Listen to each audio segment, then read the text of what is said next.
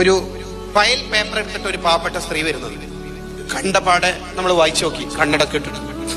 ഈ വരുന്ന സ്ത്രീ ഇവരുടെ ഭർത്താവ് ടെറസിന്റെ മേലേന്ന് വീണ് പരിക്ക് പറ്റിയതാണ്. ചികിത്സാ ചെലവിൽ 10 ലക്ഷം ചെലവായി. ഈയിടെ ഫെബ്രുവരി മാസത്തിൽ മരണപ്പെട്ടു. മക്കൾ 3 പേരും മാനസിക രോഗികളാണ്.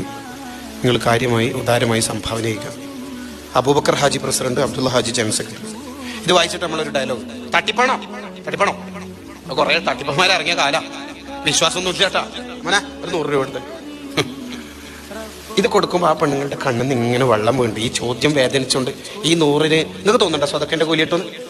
നിങ്ങൾക്കറിയാലോ, ഈ പെണ്ണുങ്ങൾ അടുത്ത വീട്ടിലേക്ക് പോകുമ്പോൾ അപ്പുറത്തെ വീട്ടിലെ സ്ത്രീ പാത്രം ഇങ്ങനെ കഴുകണ്ട. അപ്പോൾ ആരോ വന്നപ്പോൾ കുടഞ്ഞ് വലൈക്കും അസ്സലാം, എന്തായാലും എനിക്കിതൊന്നും ശരിക്കും വായിക്കാനറിയാം, സഹായത്തിന് വന്നായിരിക്കും അല്ലേ. ഒറ്റ മിനിറ്റ്. എന്നിട്ട് ഒരു വീട്ടിൽ ഉള്ളിൽ കയറി ഒരു ഭണ്ഡാരിങ്ങനെ പൊളിച്ചിട്ട് 2 ചുളിഞ്ഞ 10 രൂപ നിവർത്തിയിട്ട്, അല്ലോ എൻ്റെ ബർക്കത്തുണ്ട്, എൻ്റെ മക്കളെ നന്ന്. ഇത് സ്വതക്കൻ്റെ കൂലി കിട്ടോ. Let's smile it's charity. ഇതെന്നെ സാധനം ഇസ്ലാം എന്ന് പറഞ്ഞാൽ പാച്ചയായിട്ട് ജീവിക്കണം. നമുക്ക് കഴിയുമെങ്കിൽ എൻ്റെ മക്കളെ ക്യാമ്പസിൽ കൊടികെട്ടലൊന്നല്ല വിപ്ലവം, നിങ്ങൾ ക്യാമ്പസിൽ മുസ്ലിമായിട്ട് ജീവിക്കല വിപ്ലവം.